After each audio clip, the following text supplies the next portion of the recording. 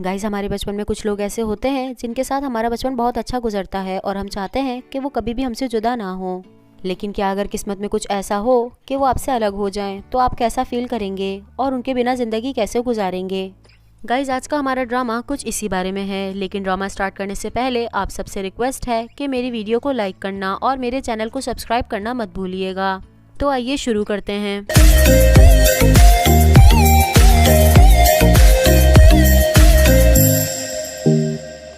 So guys, drama start होता है यहाँ से कि हमें बहुत ही खूबसूरत सा शंघाई सिटी दिखाया जाता है। फिर हमें हमारे मेन लीड से मिलवाया जाता है जिनका नाम है येनजाओ। ये एक बहुत ही बड़े बिजनेसमैन है। ये पूल में स्विमिंग कर रहे होते हैं और अपनी लाइफ के बारे में भी सोच रहे होते हैं। फिर येनजाओ पूल से निकलता है तो उसका असिस्टेंट उसे बताता है कि हम एक प्रोजेक्ट में हार गए हैं। तो इसकी बात पर येनजाओ कहता है कि ये तुम्हारे काम का पहला दिन नहीं है और तुम्हें पता होना चाहिए कि मेरी डिक्शनरी में हार का कोई लफ्ज ही नहीं है। तुम मुझे डॉक्यूमेंट सेंड कर दो और मैं डेविस से खुद मिलने जाऊंगा प्रोजेक्ट के सिलसिले में। नेक्स्ट सीन में दिखाया जाता है कि येनजाओ डेविस के ऑफिस पहुंच चुका है और फिर डेविस के लिए कॉफी भी ऑर्डर करता है। फिर वो अपने हाथ में कॉफी लेकर डेविस के ऑफिस के अंदर आता है। डेविस उसे कहता है कि तुम यहाँ अगर प्रोजेक्ट के सिलसिले में आए हो तो इसका कोई फायदा नहीं, मैं अपनी डील को अब तुम्हारे साथ नहीं करूंगा। जिस पर येनजाओ कहता है कि आप मुझे एक मरतबा मौका तो दें, अगर आपको फिर भी लगे तो बेशक आप मत कीजिएगा। फिर येनजाओ डेविड और उसके कुलीग के सामने प्रेजेंटेशन देता है और ये डेविस को बहुत ही ज़्यादा पसंद आती है। जिस पर वो कहता है कि मैं तुम्हारे प्रोजेक्ट को रिकंसिडर करूंगा और फिर ये दोनों हाथ मिलाते हैं।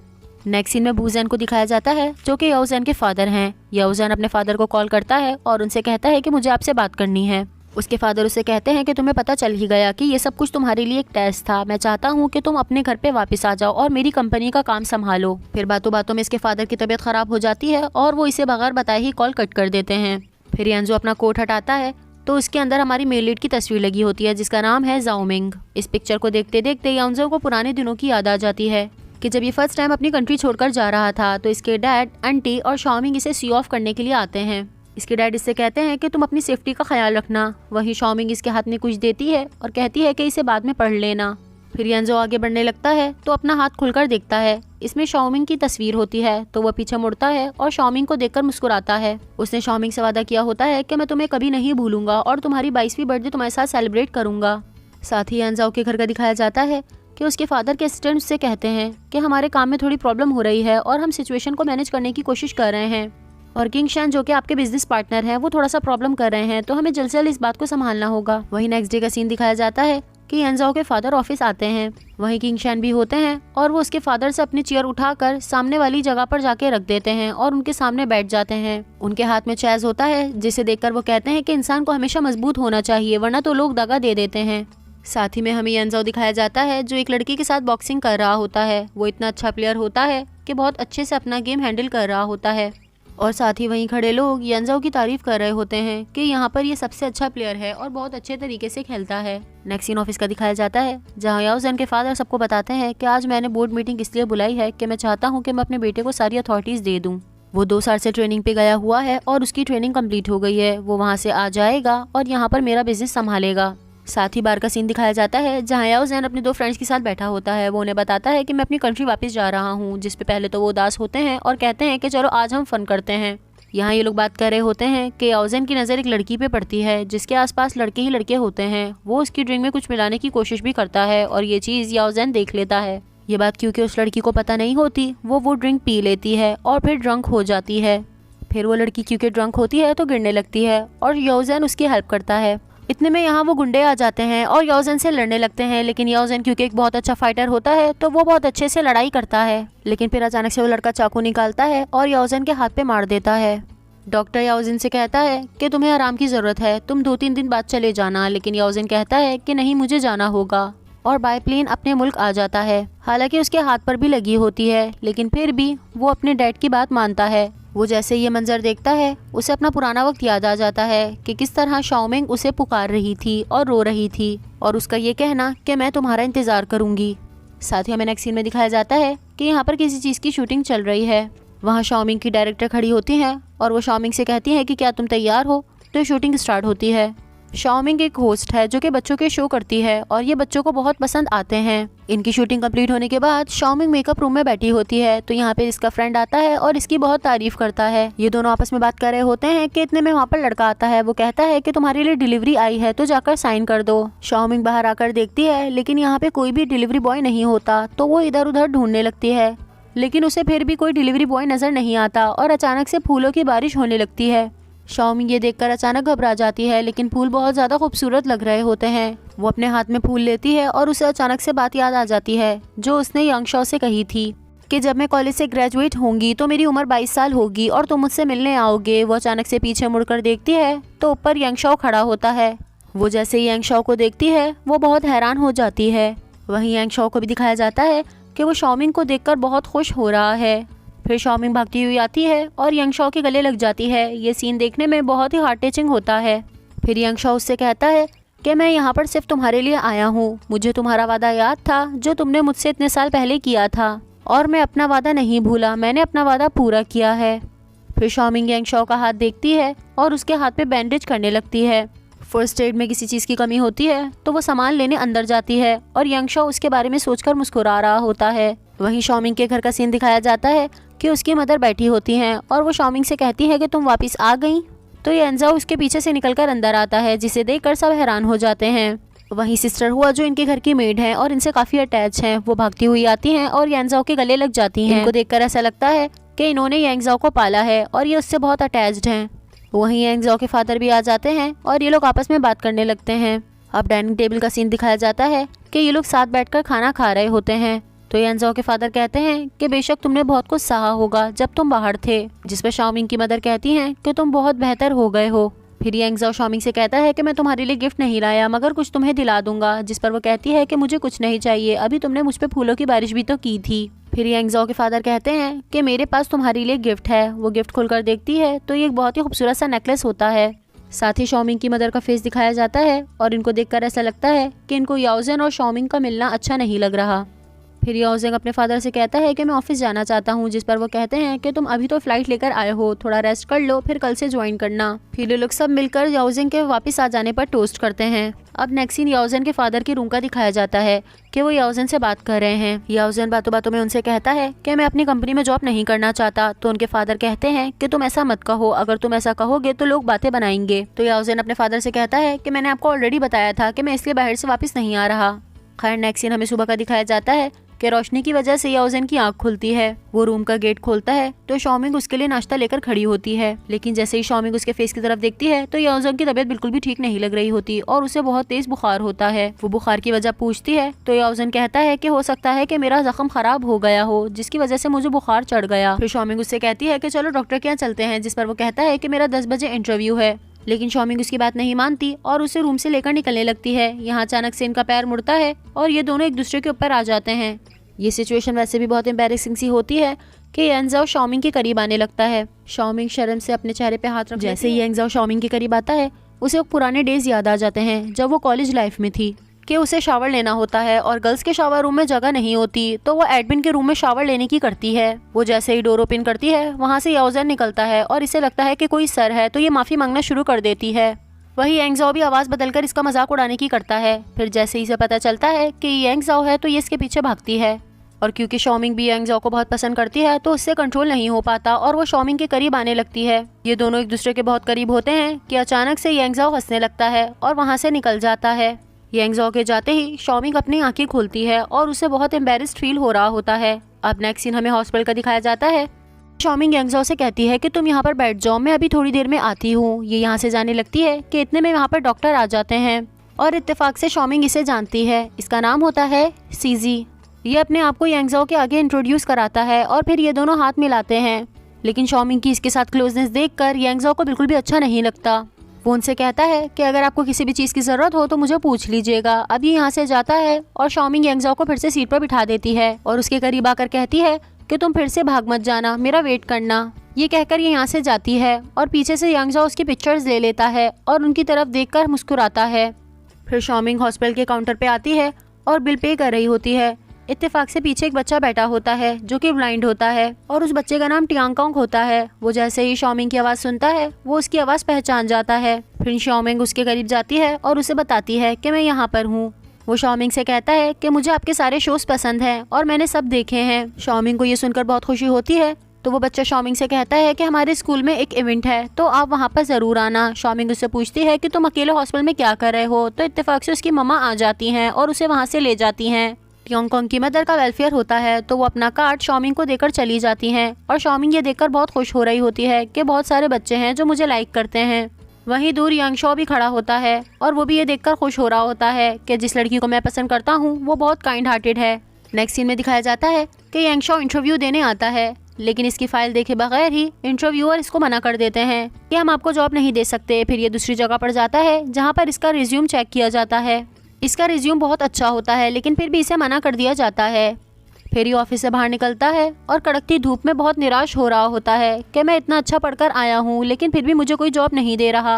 अब नेक्स्ट सीन रात का दिखाया जाता है कि शाओमिंग अपने फ्रेंड के साथ इस स्टूडियो से बाहर निकलती है। फिर उसके फ्रेंड को याद आता है कि वो ड्रेस की मैचिंग का नेकलेस भूल गया है, जिस पर शाओमिंग कहती है कि मेरे पास ऑलरेडी एक नेकलेस है, मैं वही वेयर कर लूंगी। यहाँ कोई दूर से कार में इन दोनों को देख रहा होता है। फिर शाओमिंग का फ्रेंड कार लेने जाता है और शाओमिंग यहीं खड़ी होती है और अचानक से यहाँ पर एक वैन आ जाती है जो कि शाओमिंग के फ्रेंड की नहीं होती। इनमें से एक कैप वाला लड़का उतरता है और वो शाओमिंग उसको देखकर डर जाती है। वो शाओमिंग से कहता है कि आप हमारे साथ चलें, तो शाओमिंग कहती है कि मैं अपने फ्रेंड का वेट कर रही हूँ। फिर वो शाओमिंग पर हमला करता है और पकड़कर शाओमिंग को अंदर ले जाता है।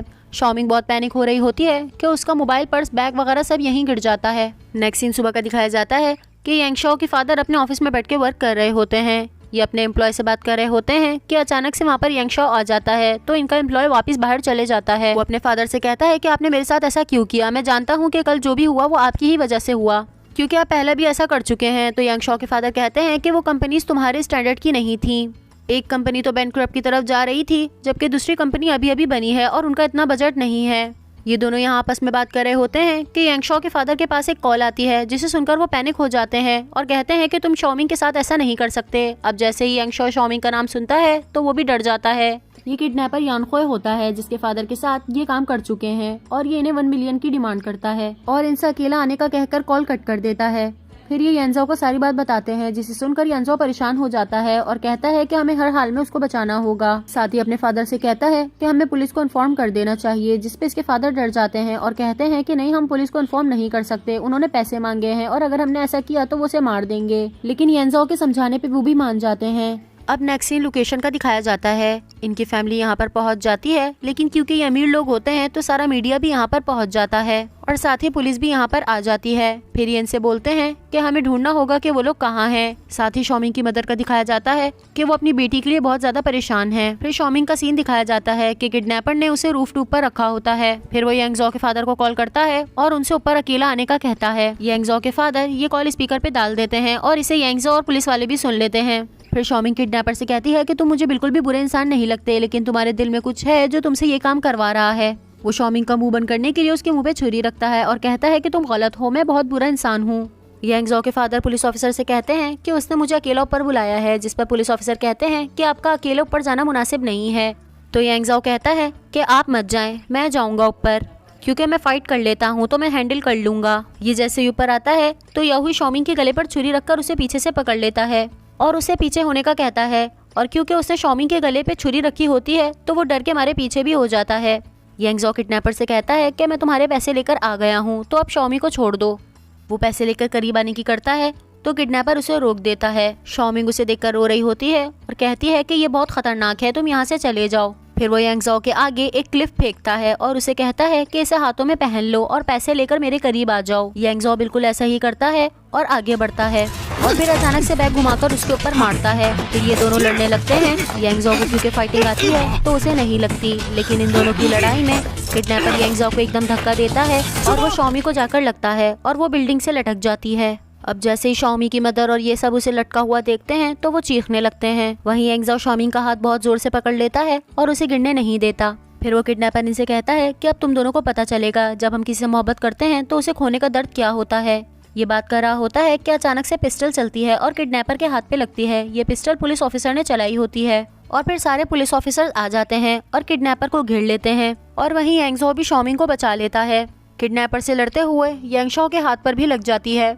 फिर यांगजो और शाओमिंग एक दूसरे के गले लग जाते हैं और इस चीज पर खुश होते हैं कि हम दोनों को कोई भी नुकसान नहीं पहुंचा। फिर शॉमिंग और येंजो नीचे आते हैं तो इसकी माँ बढ़कर इन्हें गले से लगा लेती है। फिर शॉमिंग अपनी मम्मा को दिलासा देती है कि मैं बिल्कुल ठीक हूँ, आप परेशान मत हो। फिर येंजो के फादर उसे कहते हैं कि यहाँ पे लोग इंटरव्यू के लिए खड़े हैं, तो क्या तुम मेरे लिए कर सकते हो कि इन्हें इंटरव्यू दे दो। तो जिसपे वो हाँ कह देता है। अब नेक्स्ट सीन में यूनिवर्सिटी का दिखाया जाता है कि यहाँ पर क्लास चल रही है और शॉमिंग अपनी फ्रेंड्स के साथ यहाँ पर बैठी है और सब क्लास लेने के बजाय इसके बारे में बात कर रहे हैं, क्योंकि ये न्यूज़ तो मीडिया पर आई थी, इसी वजह से सबको इसके बारे में पता है। फिर क्लास खत्म होती है और ये अपनी फ्रेंड से कहती है कि तुम लोग बाहर जाओ, मैं आती हूँ। शॉमिंग की दोनों फ्रेंड्स जीटोंग और यांगशी बाहर बैठी होती हैं और फिर शॉमिंग यांगशी का गिफ्ट लेकर आती है क्योंकि उसकी बर्थडे होती है।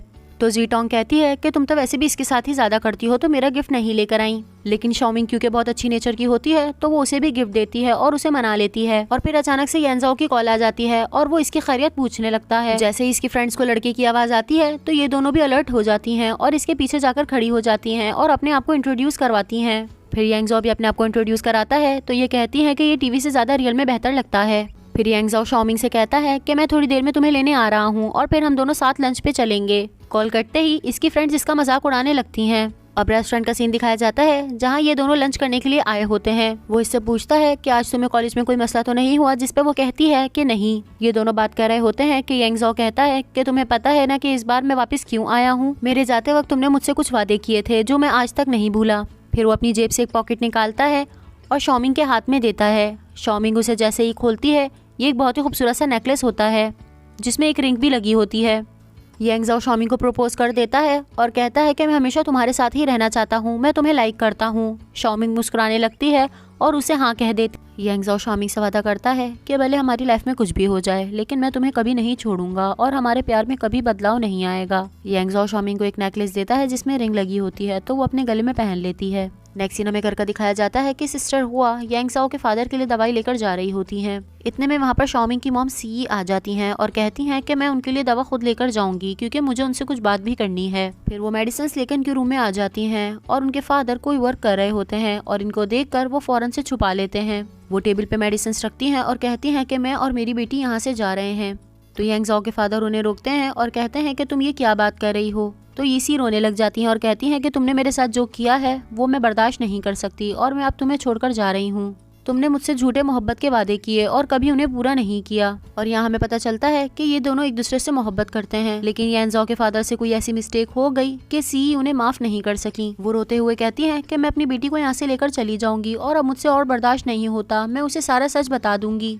येंजो के फादर उन्हें बहुत रोकने की कोशिश करते हैं लेकिन वो नहीं रुकती और रूम से बाहर आ जाती हैं। इनके रूम से बाहर आते ही येंजो के फादर की तबीयत खराब हो जाती है और उन्हें हार्ट अटैक होता है। वो दर्द की वजह से बेहोश हो जाते हैं और सी को ये बात पता नहीं होती।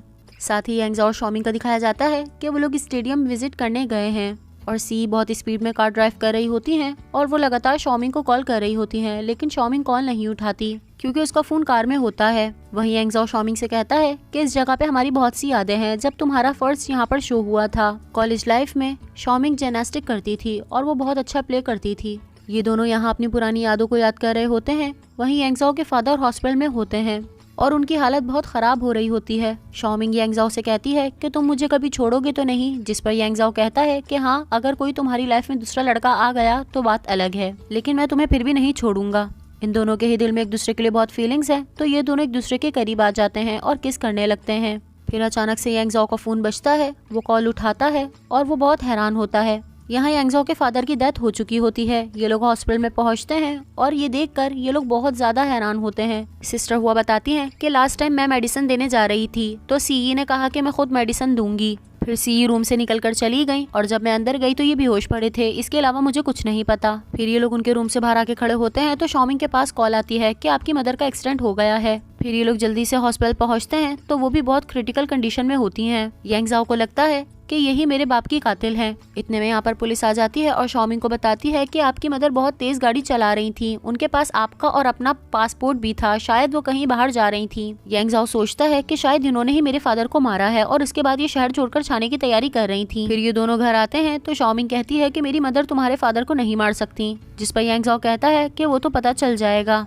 वो अपने फादर का स्टडी रूम चेक कर रहा होता है कि अचानक से उसके हाथ में एक पेपर लगता है। वो जैसे इस पेपर को पढ़ता है वो बहुत ज्यादा हैरान हो जाता है। फिर शॉमिंग भी वो पेपर्स देखती है और कहती है कि ऐसा नहीं हो सकता। येंजो उसी वक्त पुलिस को कॉल लगाता है और उनसे कहता है कि मुझे एक इंसान पर शक है कि जिसने मेरे फादर को मारा है। अब नेक्स्ट सीन हमें सुबह का दिखाया जाता है कि येंजाओ के घर पर पुलिस आई होती है इन लोगों से क्वेश्चंस करने के लिए। वो शाओमिंग से उसकी मदर के बारे में क्वेश्चंस करती है, जिस पर शाओमिंग सच सच बताती है। पुलिस के जाने के बाद शाओमिंग येंजाओ के करीब आती है और उससे कहती है कि तुम यकीन करो, मेरी मदर तुम्हारे फादर को किल नहीं कर सकती। वो येंजाओ के हाथ पर हाथ रखती है तो येंजाओ अपना हाथ हटा लेता है और शाओमिंग से कहता है कि अब मैं सिर्फ और सिर्फ पुलिस की इन्वेस्टिगेशन पर यकीन करूंगा। वहीं किंग शैन के ऑफिस का दिखाया जाता है कि वो न्यूज़पेपर पढ़ रहे होते हैं। उनका सेक्रेटरी आता है और उन्हें बताता है कि येंजाओ के फादर की डेथ हो गई है। अब नेक्स्ट सीन हमें पूल साइड का दिखाया जाता है। यहाँ पर एक रेसिंग चल रही होती है और हमें जियांगजी से मिलवाया जाता है जो किंग शैन का बेटा है। ये दिखने में बहुत ही हैंडसम है। फिर किंग शैन उन्हें घर पे बुलाते हैं तो वो उनसे मिलने घर आता है। किंग शैन उन्हें ज़ाओ यांग के फादर की डेथ के बारे में बताते हैं और कहते हैं कि अब तुम्हें ही कंपनी संभालनी है, जिस पर वो कहता है कि मुझे कंपनी के काम का कोई एक्सपीरियंस नहीं और जहाँ तक मुझे याद है उनका बेटा भी है जो ये काम संभाल सकता है। तो किंग शैन कहते हैं कि नहीं, ऐसा बिल्कुल भी नहीं है, अब ये काम तुम्हें ही संभालना होगा क्योंकि कुछ दिनों में बोर्ड मीटिंग होने वाली है। तो जियांगजी यांगशाओ की तारीफ करता है और कहता है कि मेरा इसमें कोई इंटरेस्ट नहीं। साथ ही हॉस्पिटल का सीन दिखाया जाता है कि शाओमिंग अपनी मदर से मिलने आती है। डॉक्टर इसे बताते हैं कि आपकी मदर कोमा में है और उनके साथ कुछ भी हो सकता है, तो आप प्रिपेयर रहें। शाओमिंग बहुत दुखी होती है और वो अपनी मदर के बारे में सोच रही होती है। अचानक से वो कार के आगे आ जाती है तो कार वाला उसे बहुत डांटने लगता है, लेकिन वो कुछ भी नहीं कहती। अब नेक्स्ट सीन हमें घर का दिखाया जाता है कि येंजाओ बाथ टब में लेटा है। वो सोचता है कि दुनिया में सिर्फ एक ही जगह है जहाँ पे मुझे सुकून मिलता है, वो है पानी के अंदर। शाओमिंग येंजाओ के रूम के बाहर खड़ी होती है और उसका डोर बजाने लगती है। कुछ देर बजाने के बाद येंजाओ पानी से खड़ा होता है और आकर गेट खोलता है। अब इसकी यह हालत देखकर शाओमिंग उसके चेहरे पर हाथ लगाने लगती है तो येंजाओ फौरन उसका हाथ पकड़ लेता है और जोर से दबाता है। तो शाओमिंग कहती है कि मुझे पता है कि तुम दुखी हो, मगर मैं भी बहुत ज्यादा दुखी हूँ। फिर येंजाओ अचानक से उसका हाथ अपनी तरफ पकड़कर खींचता है और उसे शीशे की तरफ करता है। वो उससे पूछता है कि तुम्हारा और तुम्हारी माँ का क्या प्लान था कि तुम लोगों ने मेरे बाप को मार ही दिया। तो शाओमिंग जवाब देती है कि मेरी माँ बिल्कुल भी ऐसा नहीं कर सकती और मुझे तो खुद भी नहीं पता कि ये सब क्या हो रहा है। फिर वो येंजाओ को गले से लगाती है और कहती है कि मैं तुमसे बहुत ज्यादा मोहब्बत करती हूँ, जिस पर येंजाओ कहता है कि तुम्हारी माँ मेरे बाप की कातिल है और मैं तुमसे मोहब्बत नहीं कर सकता। फिर येंजाओ के गले में दले नेकलेस को खींचने लगता है, लेकिन शाओमिंग नहीं देती तो उसे धक्का मार के कमरे से निकाल देता है। लेकिन शाओमिंग से इस तरह से रूडली बिहेव करने के बाद येंजाओ को भी बहुत ज्यादा अफसोस होता है। वहीं शाओमिंग भी इस नेकलेस को हाथ में लिए रो रही होती है और अपने किस्मत पर अफसोस करती है। वहीं नेक्स्ट सीन में फिर से पुलिस आई होती है तो येंजाओ कहता है कि आप लोग मेरे फादर के कातिल का पता लगाएं, भले वो कोई भी हो। फिर पुलिस वाले यहाँ से चले जाते हैं और येंजाओ शाओमिंग को देख रहा होता है और शाओमिंग भी येंजाओ को। फिर येंजाओ शाओमिंग से कहता है कि मेरे बाप ने तुम पर जितने एहसानात किए मैं अब वो वापस ले लूंगा। जिस घर में तुम लोग रहते हो वो भी मेरे पापा का दिया हुआ है, वो भी मैं तुमसे वापस ले लूंगा। शाओमिंग कहती है कि मैं तो अब बिल्कुल अकेली हूँ, मेरी मदर भी हॉस्पिटल में है तो मैं कहाँ पर रहूंगी। तो येंजाओ कहता है कि अब तुम मेरे साथ रहोगी जब तक मेरे फादर का केस क्लियर नहीं हो जाता और पता नहीं चल जाता कि कौन कातिल है। कहकर वो यहाँ से चला जाता है और शाओमिंग रोने लगती है। वहीं येंजाओ भी अपने फादर के स्टडी में जाता है और वो भी बहुत ज्यादा सैड होता है और सारा सामान उठाकर फेंकने लगता है। फिर ये रोते हुए नीचे बैठ जाता है और सामने एक एल्बम पड़ा होता है। ये उसे खोलता है तो इसमें इसके बचपन की पिक्चर्स थी। ये उसे देखने लगता है। इन पिक्चर्स को देखकर येंजाओ की पुरानी यादें ताज़ा हो जाती हैं और वो अपने फादर को बहुत याद करके रोता है। वहीं शाओमिंग भी अपना सामान शिफ्ट कर लेती है और रूम के अंदर आ जाती है। अब हमें सुबह का सीन दिखाया जाता है कि येंजाओ यहीं पर शराब पीते हुए सो गया था। यहाँ पर इसकी आंख खुलती है और यहाँ पर इसके अंकल आते हैं। वो इसके मुंह पे थप्पड़ मारते हैं और कहते हैं कि ये मैंने तुम्हारे फादर की तरफ से मारा है। मैं नहीं समझता था कि तुम इतने इमेच्योर हो, बच्चों वाला रिएक्ट कर रहे हो, अब थोड़े से समझदार हो जाओ। नेक्स्ट सीन हमें येंजाओ के फादर के फनरल का दिखाया जाता है। यहाँ पर काफी सारे लोग आए होते हैं और येंजाओ उनकी प्रे कर रहा होता है। थोड़ी देर गुजरती है कि यहाँ पर शाओमिंग भी आती है तो येंजाओ जाता है और उससे बहुत रूडली बिहेव करता है। वो उससे कहता है कि तुम यहाँ पर क्यों आई हो, मैंने तुम्हें बहुत मना किया था। इसे यहाँ से निकालने लगता है तो इतने में अंकल लिंग आ जाते हैं। फिर वो येंजाओ को समझाते हैं कि तुम ऐसा रिएक्ट मत करो, यहाँ पर काफी सारे लोग हैं और तुम्हारी हरकत का बुरा असर पड़ेगा। फिर वो शाओमिंग को अंदर आने देता है और शाओमिंग अंदर आकर प्रे करती है। येंजाओ से मिलने कंपनी के बहुत सारे लोग आते हैं, इनमें कंपनी के डायरेक्टर्स भी आते हैं और फिर किंग शैन भी अपने बेटे के साथ येंजाओ से मिलने आते हैं। कंपनी की बात होती है तो येंजाओ कहता है कि मैं अपने फादर की कंपनी को बहुत अच्छे से संभालूंगा। फिर शाओमिंग प्रे करके पीछे मुड़ने लगती है तो वो जियांगजी के पैर पर चढ़ जाती है। वो उससे सॉरी करने लगती है तो जियांगजी उसे पहचान जाता है। ये दोनों आपस में बात कर रहे होते हैं कि येंजाओ भी इन्हें देख रहा होता है और बहुत जेलिस फील करता है। शाओमिंग येंजाओ के फादर की बहुत तारीफ करती है कि उन्होंने हमारा बहुत साथ दिया। इसके बालों पे एक पत्ता पड़ा होता है तो जियांगजी उसको हटाता है और येंजाओ ये सब कुछ खड़ा देख रहा होता है और उसे बहुत बुरा लगता है। शाओमिंग जैसे ही येंजाओ की तरफ देखती है वो डर जाती है और वहाँ से चली जाती है। वहीं जियांगजी की बातें सुनकर ऐसा लगता है कि वो शाओमिंग को बहुत लाइक करता है। अब हमें नेक्स्ट सीन घर का दिखाया जाता है कि ये लोग घर पर पहुंच गए हैं। कार से उतरने लगते हैं तो यांगज़ो और शॉमिंग इसी में बैठे होते हैं। शॉमिंग यांगज़ो से कहती है कि तुम्हें मुझसे कुछ कहना है, जिस पर यांगज़ो बहुत गुस्से में उसे देखने लगता है और शॉमिंग डर जाती है क्योंकि उसने यांगज़ो को कभी भी इस तरह गुस्से में नहीं देखा होता। ये लोग बात करने ही लगते हैं कि इतने में यहाँ पर अंकल आते हैं और वो बताते हैं कि अंदर लॉयर्स आए हैं। यांगज़ो यहाँ से जाने लगता है तो शॉमिंग अचानक से कहती है कि अगर मेरी माँ ने ये कत्ल किया होगा तो उसकी सजा मैं पूरी करूंगी। ये बात सुनकर यांगज़ो को बहुत गुस्सा आता है और कहता है कि तुम मेरे फादर को वापस ला सकती हो, नहीं ना। यांगज़ो ये कहकर गाड़ी से निकलता है। अंदर शॉमिंग रो रही होती है और यांगज़ो को खुद भी बहुत अफसोस होता है। नेक्स्ट सीन घर का दिखाया जाता है कि यहाँ पर 3 लॉयर्स आए होते हैं। यहाँ शॉमिंग आ जाती है तो लॉयर कहते हैं कि आपके बाप की वसीयत थी जो आप दोनों के सामने ही खुल सकती है। फिर वो खड़े होते हैं और वसीयत को पढ़ना स्टार्ट करते हैं। उनकी वसीयत में लिखा होता है कि मेरी जायदाद का आधा हिस्सा मेरे बेटे को मिलेगा और आधा शॉमिंग को। शॉमिंग जैसे ये सुनती है वो बहुत हैरान होती है और कहती है अंकल से कोई मिस्टेक हो गई होगी। तो यांगज़ो कहता है कि तुम और तुम्हारी माँ तो यही चाहती थी, अब देख लो तुम्हारी नजर उनके पैसों पर थी। और शॉमिंग यांगज़ो से कहती है कि तुम सारे पैसे रख लो और तुम इसे अच्छे से संभाल भी सकते हो। यांगज़ो शॉमिंग के कान के पास आकर कहता है कि ये सब करके तुम ये मत समझना कि मैं तुम्हें माफ कर दूंगा। अब नेक्स्ट सीन हमें शॉमिंग के कमरे का दिखाया जाता है कि वो अपना सामान पैक कर रही होती है। इतने में यहाँ पर यांगज़ो आता है और शॉमिंग को देखने लगता है। वो शॉमिंग से पूछता है कि तुम क्या कर रही हो, तो शॉमिंग कहती है कि मैं यहाँ से जा रही हूँ। जिस पर यांगज़ो कहता है कि तुम कहाँ जाओगी, तुम्हारे पास तो पैसे भी नहीं कि तुम एक घर रेंट ले सको। शॉमिंग कहती है कि मैं कुछ भी कर लूंगी लेकिन अब मैं यहाँ पर नहीं रहूंगी। वो अपना बैग लेकर यहाँ से जाने लगती है तो यांगज़ो उसके हाथ से बैग छीनता है और जोर से जमीन पे मारता है। वो उससे कहता है कि ये मेरा घर है और तुम यहाँ से मेरी इजाजत के बगैर नहीं जा सकती, और कहता है कि शायद तुम भूल रही हो तुम्हारे पास तो तुम्हारी माँ के इलाज के पैसे भी नहीं है। शॉमिंग ये सुनकर रोने लगती है तो यांगज़ो उसके आंसू साफ करने के लिए अपना हाथ आगे लाता है, लेकिन शॉमिंग उसका हाथ हटा देती है। तो वो अपनी जेब से फोन निकालता है और कॉल लगाता है और कहने वाला होता है कि शॉमिंग की मदर के ट्रीटमेंट को रोक दें। इतने में शॉमिंग हाँ कर देती है। फिर वो उसके सर पे हाथ फेरता है और उसे गले से लगाता है, लेकिन शॉमिंग को बहुत ज्यादा अफसोस होता है। वो यहाँ से चला जाता है और शॉमिंग खुद पर अफसोस करती है कि जिस लड़के से मैंने मोहब्बत की थी वो ऐसा बिल्कुल भी नहीं था। वहीं यांगज़ो को भी दिखाया जाता है कि वो भी इस बात से बहुत दुखी है जो उसने शॉमिंग के साथ किया और शॉमिंग के दिए हुए बैच को देख रहा होता है। नेक्स्ट सीन में यांगज़ो अपने रूम में बैठा होता है और उसके पास उसका सेक्रेटरी आता है और उसे बताता है कि हमें कल से ऑफिस जाना है।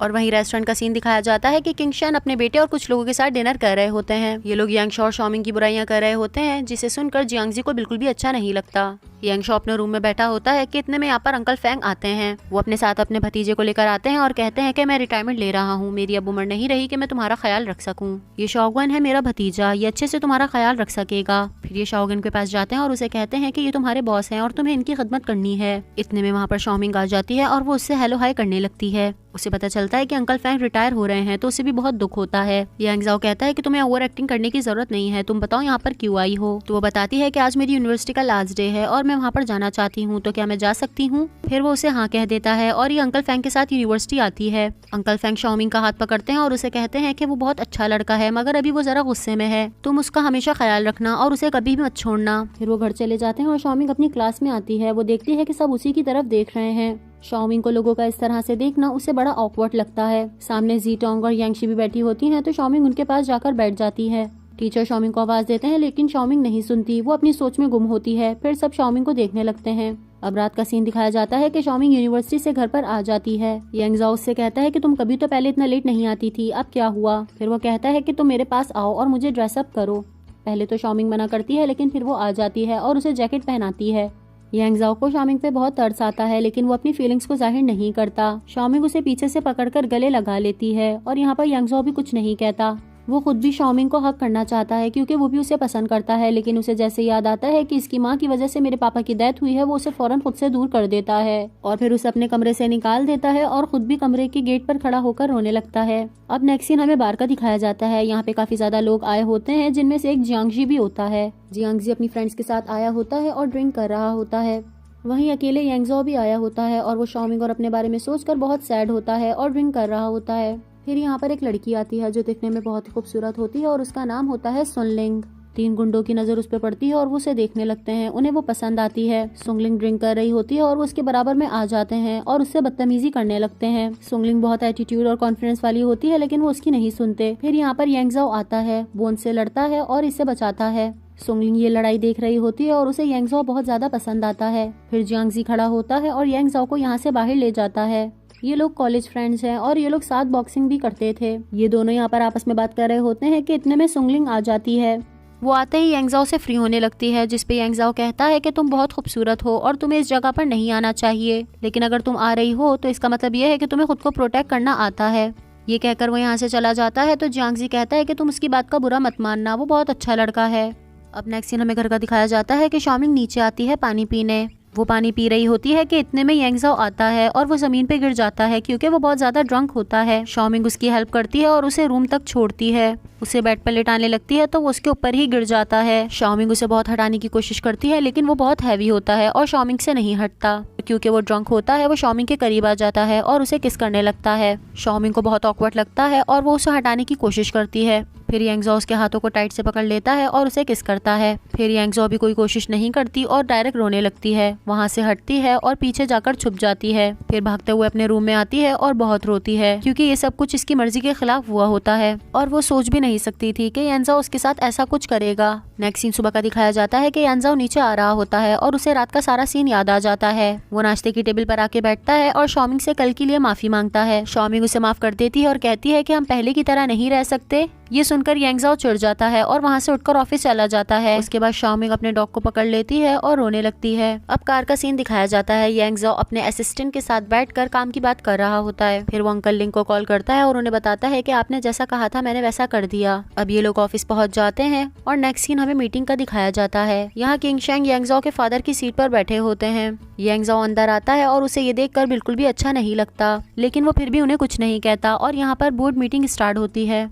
यहाँ सब लोग बात कर रहे होते हैं कि किंग शेंग एज वाले हैं और उन्हें बहुत ज्यादा एक्सपीरियंस है, जबकि याओ जेंग बहुत यंग है और अनएक्सपीरियंस है, तो किंग शेंग एज अ चेयरमैन ठीक रहेंगे और उनके पास 17% शेयर भी हैं, जबकि यांगजाओ के पास सिर्फ और सिर्फ 8.5 शेयर्स हैं। फिर अंकल लिंग खड़े होते हैं और यांगजाओ का साथ देते हैं, लेकिन क्योंकि ज्यादातर लोग किंग शेंग की तरफ होते हैं तो इसलिए वो भी कुछ नहीं कह पाते। फिर यांगजाओ सबको एक डॉक्यूमेंट दिखाता है जिसे देखकर सब हैरान हो जाते हैं। वो कहता है कि ये कंपनी ऑलरेडी बहुत बुरी हालत में चल रही है और पहले भी आप लोगों ने बहुत रिस्क लिए हैं जिसकी वजह से नुकसान भी उठाया है, तो इस बार मैं भी रिस्क लूंगा। जिस पर अंकल लिंग कहते हैं कि यांगजाओ सही कह रहा है, कंपनी को अब नए आइडियाज की जरूरत है और मीटिंग को सोच समझने पर स्किप किया जाता है। फिर यांगजाओ अपने असिस्टेंट यांग के साथ अपने फादर के ऑफिस में आता है। वो इस जगह को देखकर बहुत खुश होता है जहाँ पर उसके फादर काम किया करते थे। यान उससे कुछ चेंजिंग्स का बोलता है तो वो कहता है कि नहीं, यहाँ पर सब कुछ ऐसा ही रहने दो, मैं चाहता हूँ कि मैं अपने बाबा की यादों के साथ ही यहाँ पर काम करूँ। वहीं शाओमिंग को दिखाया जाता है कि वो यांगजाओ के दिए हुए नेकलेस को देख रही होती है। फिर वो बॉक्स में से एक गोल्ड मेडल को निकालती है जिसे देखकर वो अपने पास्ट को सोचने लगती है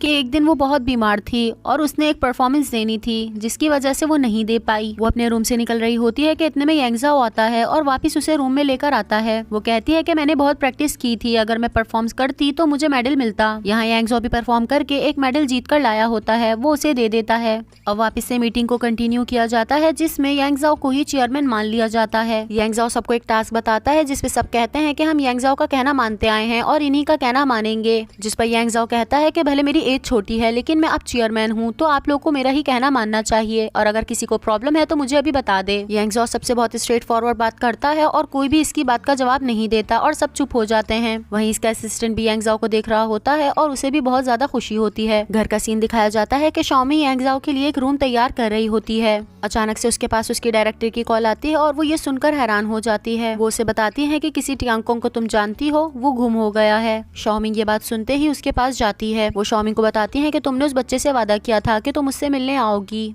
लेकिन तुम नहीं आई और इसकी वजह से उसके सारे दोस्त उसे झूठा कहते हैं और वो कहीं पर चला गया है। वहीं टियांगकोंग को दिखाया जाता है कि वो एक बस स्टेशन पे बैठा होता है। वहीं शाओमिंग और उसकी डायरेक्टर टियांगकोंग को ढूंढ रही होती हैं। वो उसे काफी देर ढूंढती हैं और फिर अचानक उन्हें टियांगकोंग नजर आ जाता है। फिर ये दोनों भागती हुई उसके पास जाती हैं और उससे पूछती हैं कि उसने ऐसा क्यों किया। वो कहता है कि मैंने अपने सारे दोस्तों को बता दिया था कि आप हमसे मिलने आएंगी, लेकिन आप नहीं आई। शाओमिंग उससे कहती है कि तुम आइंदा ऐसा बिल्कुल भी मत करना, तुम्हारी मम्मा बहुत परेशान थी और मैं इस हफ्ते जरूर तुमसे मिलने आऊंगी, ये मेरा तुमसे वादा है। ये सुनकर टियांगकोंग खुश हो जाता है। फिर शाओमिंग अपने घर पर आ जाती है। शाओमिंग को घर आते हुए काफी देर हो जाती है। फिर वो यांगजाओ के कमरे के बाहर से आवाज सुनती है। उसे लगता है कि वो सो गया है तो वो अपने रूम में आ जाती है।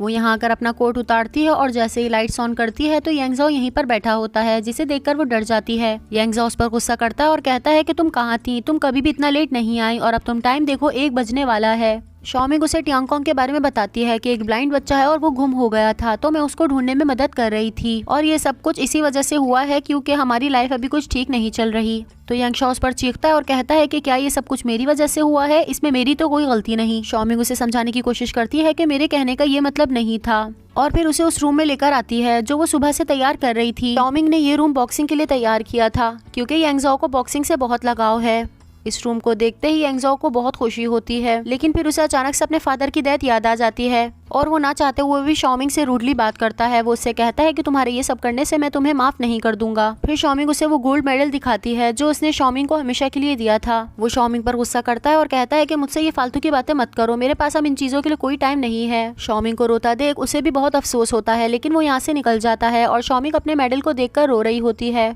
अब नेक्स्ट सीन हमें स्टूडियो का दिखाया जाता है। यहाँ पर शॉमिंग के चिल्ड्रंस शो की शूटिंग चल रही होती है। शॉमिंग में पहली वाली बात नजर नहीं आ रही होती और ये बात सभी लोग नोट कर रहे होते हैं। शॉमिंग अपने डायरेक्टर से पूछती है कि क्या मुझसे कोई गलती हुई है, लेकिन वो मना कर देती हैं कि नहीं, तुम करती रहो। और साथ ही यांग ज़ाओ के ऑफिस का सीन दिखाया जाता है। वो अपना काम कर रहा होता है कि इतने में उसके पास येन आता है एक फाइल लेकर और उससे कहता है कि ये बहुत अर्जेंट फाइल है तो आप इसे देख लें।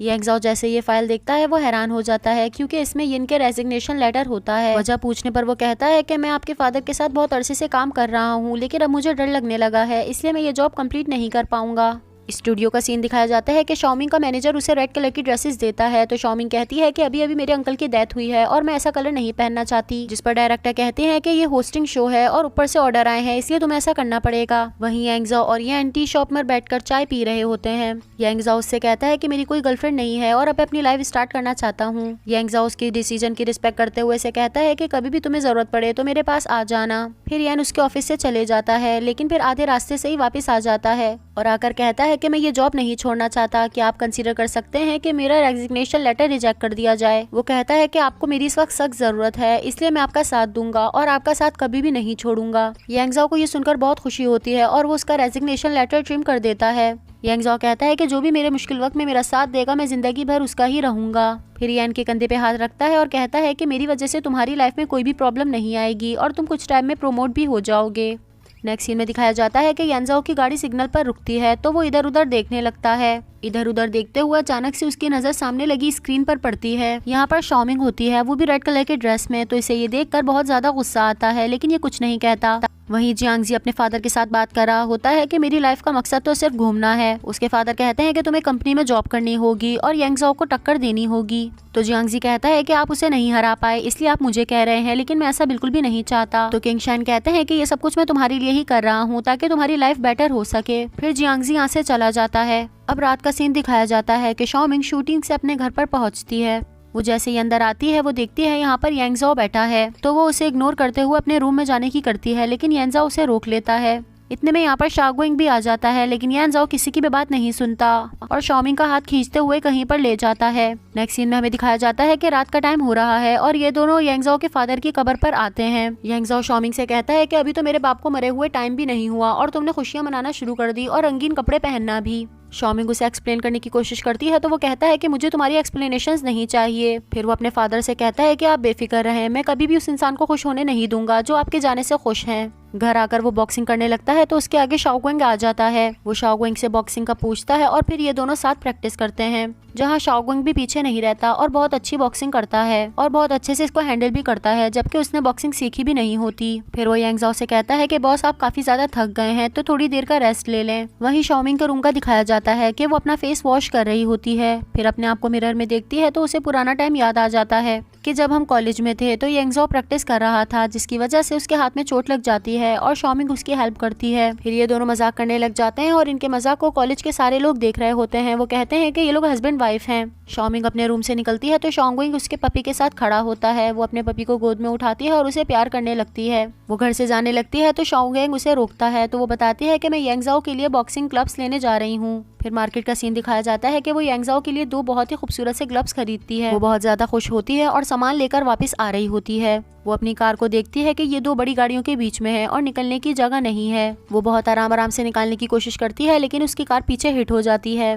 वो कार से उतरकर देखती है तो यहाँ पर बहुत बड़ा नुकसान हुआ होता है। फिर वो अपने मैनेजर को कॉल लगाती है तो वो कहता है कि तुम जल्दी आ जाओ, यहाँ पर तुम्हारी जरूरत है। अब जियांगजी यहाँ पर चलता हुआ आ रहा होता है तो हमें पता चलता है कि ये कार जियांगजी की है। वो जैसे ही अपनी कार को देखता है वो बहुत हैरान होता है और कहता है कि ये सब कुछ मेरे साथ ही क्यों होता है। उसकी कार का बम्पर टूटा हुआ होता है, साथ ही कार पर एक चिट लगी होती है तो वो चिट उठाता है और उसे पढ़ता है। फिर उसे पता चलता है कि ये शॉमिंग ने किया है तो वो ये देखकर खुश हो जाता है। अब नेक्स्ट सीन फिर से स्टूडियो को दिखाया जाता है जहाँ पर शॉमिंग की शूटिंग चल रही होती है। शॉमिंग दिखने में बहुत ही प्यारी सी लग रही होती है और वो फेरी टेल स्टोरी बता रही होती है। उसके साथ एक बच्ची भी होती है, उसके हाथ से सामान गिर जाता है तो शॉमिंग उसे उठाने लगती है और इनके प्रोड्यूसर इससे गुस्सा हो जाते हैं तो ये माफी मांगती है। ये लोग ब्रेक टाइम में बात कर रहे होते हैं कि इसके पास कार ओनर की कॉल आती है। ये उनसे बात करने के लिए बाहर जाती है और उनसे माफी भी मांगती है। वो कहता है कि कोई बात नहीं, लेकिन तुम यहाँ से भागी क्यों, ये तो हिट एंड रन केस हो गया। शॉमिंग जैसे ही सुनती है वो डर जाती है। वो कहती है कि मैं भागी नहीं थी बल्कि इमरजेंसी थी। वो शॉमिंग से कहता है कि तुम मुझे लंच टाइम में कहीं मिलो वरना मैं इसे as a hit and run case ही लूंगा। नेक्स्ट सीन ऑफिस का दिखाया जाता है कि यहाँ पर काफी सारे लोग इंटरव्यू के लिए आए होते हैं और इनमें से एक सुनलिंग भी होती है जो यांगजाओ को बार में मिली थी। यांगजाओ यहाँ पर आता है और सब खड़े हो जाते हैं तो सुनलिंग ये देखकर हैरान होती है। वो यांगजाओ को देखती है और इशारा करती है कि जैसे वो दोनों एक दूसरे को जानते हैं। यांगजाओ की नजर उस पर पड़ती है और वो समझ जाता है लेकिन वो रिएक्ट नहीं करता। यांग इसे बताता है कि अभी तक जियांगजी नहीं आया, उसे भी इंटरव्यू के लिए आना था। जियांगजी 5 मिनट लेट हो जाता है और इनके साथ बैठी औरत इस पर गुस्सा करने लगती है।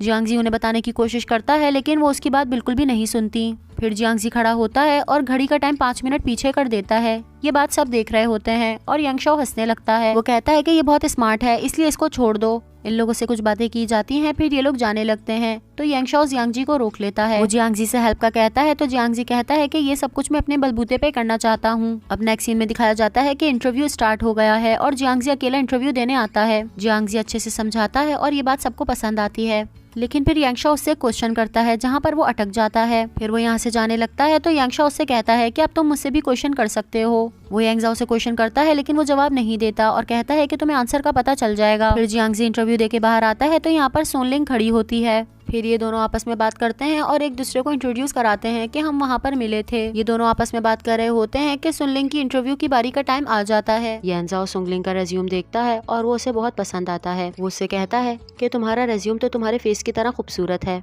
फिर यहाँ इसका इंटरव्यू स्टार्ट होता है और ये बहुत अच्छे से अपना इंटरव्यू देती है। वहीं एन भी इसे देख रहा होता है और वो इससे काफी ज्यादा इम्प्रेस होता है। यांगजाओ ने जैसे जियांगजी से कहा था वो सुंगलिंग से भी कहता है कि तुम मुझसे कुछ क्वेश्चन पूछ लो। सुंगलिंग क्वेश्चन पूछती है लेकिन यांगजाओ को उसका जवाब नहीं आता तो वो कहती है कि मैं फिर कभी आपको आंसर बताऊंगी। नेक्स्ट सीन में शॉमिंग को दिखाया जाता है कि वो कैफे में कार ओनर से मिलने आती है। वहीं जियांगजी अंदर बैठा होता है और उसे शीशे से देख रहा होता है। शॉमिंग कार ओनर को कॉल करती है और उससे बोलती है कि आप कहाँ हैं, तो ये जवाब देता है कि मैं कैफे के अंदर हूँ। वो उसे बताता है कि मैं टेबल नंबर 6 पर बैठा हूँ। शॉमिंग अंदर आती है और सामने जियांगजी बैठा होता है जिसे देखकर वो हैरान हो जाती है। उसे कार ओनर नहीं मिलता तो वो उसे कॉल लगाती है और जियांगजी का फोन बजने लगता है और इस बात से उसे पता चलता है कि कार ओनर कोई और नहीं बल्कि जियांगजी है। जियांगजी से कहता है कि तुम एज ए अपॉलोजाइज मुझे खाना खिलाओगी। ये लोग फूड ऑर्डर करते हैं और साथ ही हमें यांगजाओ को दिखाया जाता है कि वो बहुत मेहनत से काम कर रहा है। ये भी खड़ा ही होता है कि इसके पास यान आ जाता है और इससे खाने के बारे में पूछता है। यांगजाओ के पूछने पे वो बताता है कि मैं भी खाना खा चुका हूँ। ये दोनों बात कर रहे होते हैं कि यांगजाओ के पास कॉल आती है जिसे सुनकर वो बहुत ज्यादा हैरान होता है। अब साथ ही हमें कैफे का सीन दिखाया जाता है कि जियांगजी खाना खा रहा है लेकिन शॉमिंग नहीं। वो शॉमिंग को परेशान देखकर उससे पूछता है कि क्या हुआ है, तुम क्यों परेशान हो। तो वो कहती है कि आज मेरा मूड ठीक नहीं है और मैं तुम्हें खाने के लिए कंपनी नहीं दे सकूंगी, इसलिए मैं जा रही हूँ। ये कहकर वो बाहर आती है तो जियांगजी भी बाहर आ जाता है। वो शॉमिंग से कहता है कि मैं तुम्हें घर छोड़ देता हूँ क्योंकि मेरी कार तो ठीक होने गई है और उसमें काफी टाइम लगेगा। तो शॉमिंग उसे 2-3 दिन के लिए अपनी कार यूज करने के लिए दे देती है। अब नेक्स्ट सीन हॉस्पिटल का दिखाया जाता है कि यांगजाओ शॉमिंग की मम्मा से मिलने आया होता है। उनकी हालत काफी ज्यादा खराब होती है तो डॉक्टर उनसे कहते हैं कि आप तैयार रहें, इनको कुछ भी हो सकता है। साथ वो ये भी कहते हैं कि इनकी बेटी को भी इस बारे में बता दीजिएगा। अब कार का सीन दिखाया जाता है कि जियांगजी शॉमिंग को उसके घर छोड़ने जा रहा है। ये दोनों अपने स्कूल की बातें कर रहे होते हैं कि जियांगजी की नजर एक बैग पर पड़ती है और वो शॉमिंग से पूछता है कि इसमें क्या है, ये बहुत फूला हुआ लग रहा है। तो शॉमिंग बताती है कि मैंने इसमें यांगजाओ के लिए ग्लव्स खरीदे हैं जो वो बॉक्सिंग के लिए यूज करेगा। जियांगजी जैसे ये बात सुनता है उसे बिल्कुल भी अच्छा नहीं लगता। साथ ही यांगजाओ की कार का सीन दिखाया जाता है कि वो अपने ड्राइवर से बोलता है कि इस बारे में शॉमिंग को बिल्कुल भी नहीं पता चलना चाहिए कि उसकी मदर बहुत बीमार है। तो ड्राइवर कहता है कि उसे खुद ही पता चल जाएगा। साथ ही जियांगजी शॉमिंग को लेकर घर पहुंच जाता है और उससे कहता है कि तुम मुझे अपनी रूटीन बता दो, अब मैंने कार तुम्हारी ली है तो तुम्हारे काम आऊंगा और तुम्हें छोड़ दूंगा। तो शॉमिंग कहती है कि तुम परेशान मत हो, मैं मैनेज कर लूंगी। ये लोग बातें कर रहे होते हैं कि इतने में यांगजाओ की कार आती है और वो इन दोनों को देखकर बहुत जेलस होता है। शॉमिंग भी जैसे यांगजाओ को देखती है वो बहुत अलर्ट हो जाती है क्योंकि अब वो इससे डरने लगी है। यांगजाओ कार से उतर के जियांगजी के पास आता है और उससे कहता है कि अंदर आ जाओ, हम मिलकर चाय वगैरह पीते हैं। जिस पर जियांगजी कहता है कि नहीं, चाय तो नहीं पीनी, आओ चलो एक्सरसाइज करते हैं। शॉमिंग ने तुम्हारे लिए ग्लव्स लिए हैं तो ये कब काम आएंगे। ये कहकर वो शॉमिंग के हाथ से बैग लेता है और ये लोग अंदर आ जाते हैं। यहाँ बॉक्सिंग स्टार्ट होती है जिसमें ये दोनों बहुत ही अच्छे से रोल प्ले करते हैं। वहीं शॉमिंग बहुत परेशान हो रही होती है। इन दोनों को बॉक्सिंग करता देख लगता है कि ये लोग बॉक्सिंग नहीं कर रहे बल्कि अपना गुस्सा एक दूसरे पर उतार रहे हैं। फिर जैसे ही बॉक्सिंग खत्म होती है तो शॉमिंग इन दोनों के लिए पानी की बोतल्स लाती है। यांगजाओ पानी पी लेता है जबकि जियांगजी कहता है कि मुझे कहीं पर जाना है इसलिए मैं पानी नहीं पी सकूंगा, और ये कहकर निकल जाता है। उसके जाते ही यांगजाओ शॉमिंग को बहुत घूर घूर कर देखने लगता है। फिर वो उसका हाथ पकड़ता है और उसे ऊपर की जानिब लेकर जाता है और ये सब कुछ शाओगुएंग भी देख रहा होता है। वो उसे ऊपर लाकर पूछता है कि अब तुम मुझे एक्सप्लेन करो कि ये सब क्या था। तो शॉमिंग उसे सारे वाकये के बारे में बताती है, लेकिन यांगजाओ कहता है कि मुझे तुम्हारा ड्रामा नहीं सुनना। शॉमिंग कहती है कि क्या हम पुराने टाइम में वापस नहीं जा सकते, क्या ये बहुत मुश्किल है। तो यांगजाओ कुछ कहे बगैर ही वहाँ से चला जाता है। अब रात का सीन दिखाया जाता है कि शॉमिंग एक पहाड़ी पर चल रही है और यहाँ दूर दूर तक कोई भी नहीं है। ये ऊपर जाती है तो इसे सामने इसकी माँ नजर आती है जो पहाड़ी से पानी में कूद जाती है। ये इन्हें देखकर चीख मारती है और इसकी आँख खुल जाती है। ये बहुत ज्यादा परेशान होती है।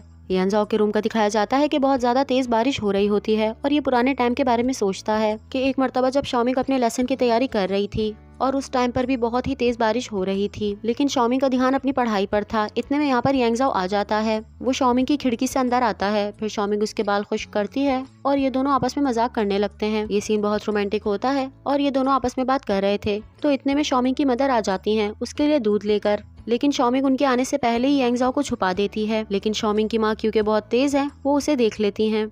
उनके जाते ही यांगजाओ बाहर आता है और शॉमिंग अपना दूध का ग्लास उसे दे देती है। वो पीने से मना करता है तो वो कहती है कि अगर तुम ये नहीं पियोगे तो मैं तुम्हें जाने नहीं दूंगी। और अचानक से शॉमिंग की मदर आ जाती हैं और वो जोर जोर से चीखने लगती हैं। अब यांगजाओ के फादर के रूम का सीन दिखाया जाता है कि वो उसे बहुत ज्यादा डांटते हैं। वो उसे बेड उतार कर मारने लगते हैं, जिसपे वो बताता है कि आज मॉम की बरसी है तो वो उसे हाथों से मारना शुरू कर देते हैं। वहीं शॉमिंग और उसकी मदर बाहर खड़ी होती हैं और वो बहुत जोर से रो रही होती है कि यांगजाओ को छोड़ दें, लेकिन कोई भी उसकी बात नहीं सुनता। तो वो नीचे बारिश में जाकर खड़ी हो जाती है और कहती है कि यांगजाओ को माफ कर दें। फिर यांगजाओ के फादर खिड़की से बाहर झांकते हैं और शॉमिंग बिल्कुल भीग चुकी होती है और फिर यांगजाओ और उसके फादर नीचे भागते हैं। वो शॉमिंग से वादा करते हैं कि अब वो उसे नहीं मारेंगे। इसके बाद शॉमिंग अंकल से कहती है कि आप उसे प्लीज मत मारिएगा। ये कहकर वो जाती हैं तो यांगजाओ उसे देखकर मुस्कुराने लगता है कि ये मेरी कितनी परवाह करती है। वो अभी पुराने टाइम के बारे में सोच ही रहा होता है कि यहाँ पर शॉमिंग आ जाती है। वो इससे कहती है कि मैंने मॉम के बारे में बहुत ही बुरा ख्वाब देखा है, क्या मैं उनसे मिलने जा सकती हूँ। लेकिन यांगजाओ साफ मना कर देता है। तो वो कहती है कि मैं सिर्फ 10 मिनट नहीं बल्कि सिर्फ 5 मिनट के लिए देखने जाऊंगी। लेकिन यांगजाओ उसकी बात नहीं मानता। वो यांगजाओ से कहती है कि काफी टाइम हो गया है कि मैंने अपनी मॉम को नहीं देखा कि उनकी तबीयत कैसी है।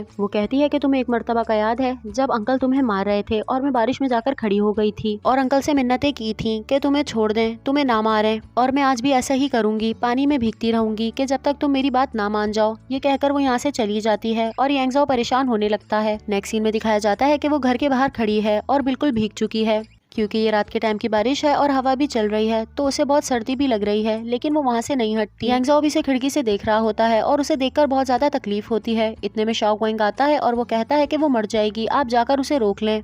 यांगजाओ कहता है कि मैं उसे मारना नहीं चाहता, लेकिन वो खुद पे जुल्म करके जीना सीख जाएगी। लेकिन फिर उससे बिल्कुल भी बर्दाश्त नहीं होता। वो नीचे जाता है और देखता है कि शॉमिंग सर्दी की वजह से गिरकर बेहोश हो गई है। तो वो भागते हुए जाता है और उसे होल्ड करता है।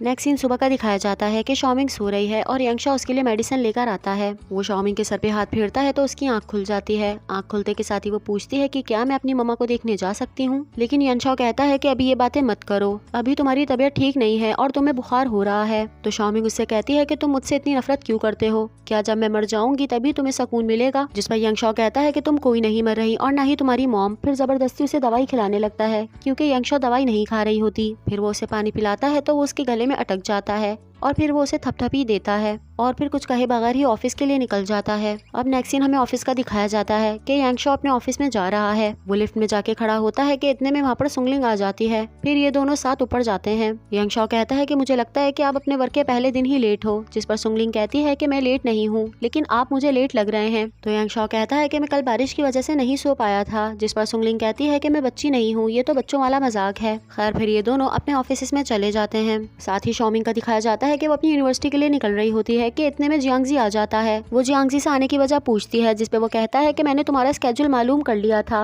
और अब मैं तुम्हें यहाँ वहाँ छोड़ दूंगा क्योंकि तुम्हारी कार तो मेरे पास है। पहले शॉमिंग मना करती है लेकिन फिर वो मान जाती है, तो जियांगजी उसे यूनिवर्सिटी तक छोड़ता है। वो शॉमिंग से कहता है कि तुम मुझे बता दो कि तुम घर कब जाओगी, फिर मैं तुम्हें घर भी छोड़ दूंगा। लेकिन ये सुनकर शॉमिंग एम्बेरस हो रही होती है और वो मना कर देती है। इतने में उसकी फ्रेंड्स आ जाती हैं, तो वो भागती हुई अपनी फ्रेंड्स के पास चली जाती है। उसकी फ्रेंड जियांगजी को देखती है और कहती है कि ये बहुत हैंडसम है, अगर तुम्हारा बॉयफ्रेंड नहीं है तो तुम हमें इसे इंट्रोड्यूस करा दो। तो शॉमिंग कहती है कि वो एक बहुत ही अनरिलायबल पर्सन है, इसलिए मैं उसे तुमसे इंट्रोड्यूस नहीं करा सकती, और ये कहकर अंदर चली जाती है। लेकिन शॉमिंग की एक दोस्त उसे देख रही होती है और उसे देखकर लगता है कि उसे वो पसंद आ गया है। नेक्स्ट सीन ऑफिस का दिखाया जाता है कि यहाँ पर मीटिंग चल रही है। यांगजो अपने कुलीग से कहता है कि हमें अपनी कंपनी को एडवर्टाइजिंग से हटाकर स्पोर्ट्स पर लाना चाहिए क्योंकि अब भी बहुत मशहूर है, लेकिन इस बारे में किसी को भी पता नहीं होता और ये बात किसी को हजम नहीं होती। तो वो सुंगलिंग से कहता है कि तुम सबको समझाओ अगर तुम्हारे पास कोई आइडिया है तो। पहले तो सुंगलिंग थोड़ी नर्वस होती है लेकिन फिर सबको बहुत अच्छे से समझाती है। येन भी उसे देख रहा होता है और वो उससे बहुत इम्प्रेस होता है।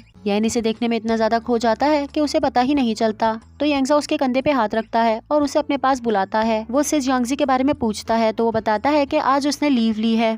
शॉमिंग की क्लास खत्म हो जाती है और वो अपने घर के लिए निकल रही होती है, तो वो देखती है कि उसकी कार अभी भी यहीं खड़ी है। वो कार में झांकने लगती है कि अचानक से जियांगजी अपना मुंह ऊपर लाता है, तो वो डर जाती है। उसके हाथ से उसकी बुक्स गिर जाती हैं, जिसे जियांगजी उठाकर देता है। फिर जियांगजी उसे कहता है कि मैं तुम्हें घर छोड़ देता हूँ, लेकिन शॉमिंग सख्ती से मना कर देती है और कहती है कि मैं खुद चली जाऊंगी।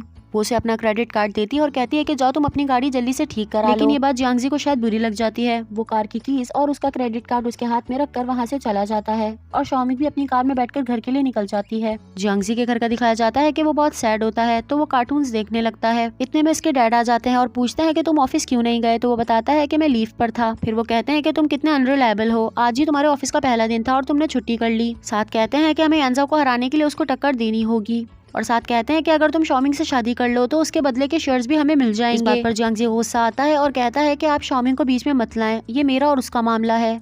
नेक्स्ट सीन में यांगजो के ऑफिस का दिखाया जाता है कि वो अपना वर्क कर रहा है। अचानक से उसके मोबाइल पे मैसेज आता है, ये शॉमिंग का होता है और वो उसे स्टेडियम मिलने बुलाती है। यांगजो उससे स्टेडियम में मिलने आता है और उससे पूछता है कि तुमने यहाँ पर मुझे क्यों बुलाया है। शॉमिंग कहती है कि जिस रात में भीग गई थी तो तुमने मेरी पूरी रात टेक केयर की थी, इसका मतलब तुम अभी भी मुझे चाहते हो, और तुम्हें याद है कि जब तुमने मुझे प्रपोज किया था तो हम यहाँ पर आए थे, तुमने मुझसे वादा किया था कि तुम मुझे कभी भी नहीं छोड़ोगे। तो यांगजो कहता है कि अब इन बातों का कोई भी फायदा नहीं। शॉमिंग कहती है कि पास्ट में जाना इतना मुश्किल क्यों है, तुम उस दिन के बाद से बहुत ज्यादा बदल गए हो। लेकिन जियांगजी उसकी बात का जवाब नहीं देता और यहाँ से जाने लगता है। तो शॉमिंग जल्दी से आती है और उसका हाथ पकड़ लेती है। वो कहती है कि काश मेरे अंदर एक स्विच होता जिसे दबाकर मैं तुम्हें नापसंद करने का इरादा कर लेती, लेकिन ऐसा नहीं है, मैं तुम्हें बहुत लाइक करती हूँ।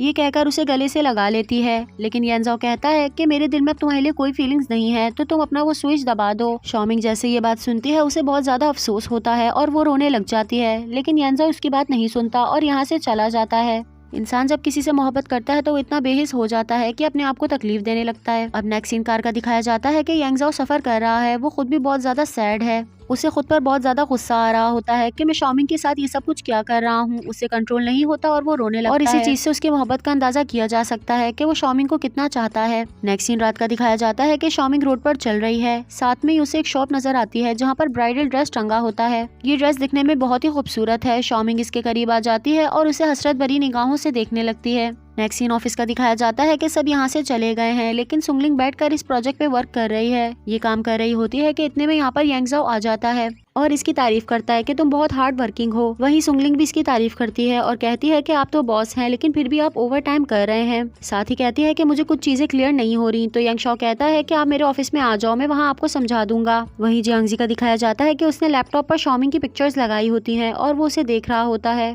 और इसे देखकर हम इसके फर्स्ट साइडेड लव का अंदाजा लगा सकते हैं। वो शॉमिंग के बारे में सोच रहा होता है कि वो किस किस वक्त शॉमिंग के साथ था। वो उन तमाम यादों को याद कर रहा होता है।